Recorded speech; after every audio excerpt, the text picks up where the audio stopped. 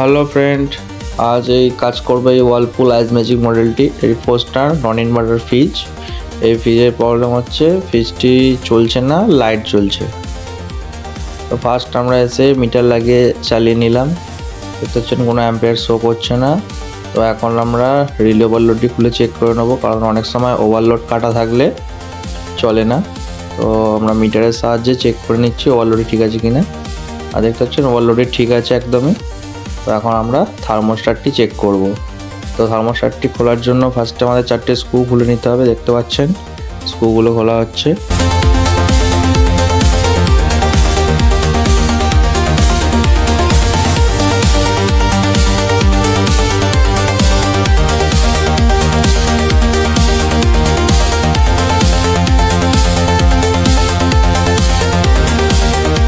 আর সব কটি স্ক্রু খোলার পর আমরা ফ্রেমটিকে বাইরে বার করে নিয়েছি এবং দেখতে পাচ্ছেন এর মধ্যে থার্মোস্ট্যাটটি লাগানো আছে।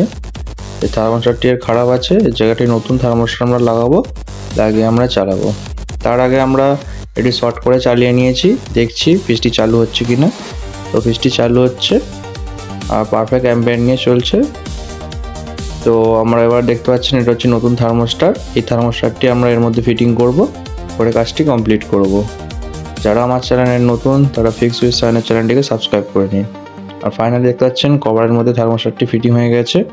তো এই ফ্রেমটি আমরা এর মধ্যে লাগাবো, লাগিয়ে আমরা দেখাবো।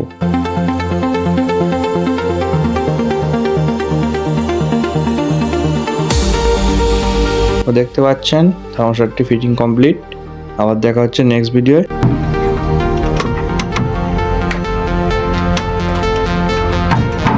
থ্যাংক ইউ সম্পূর্ণ ভিডিওটি দেখার জন্য।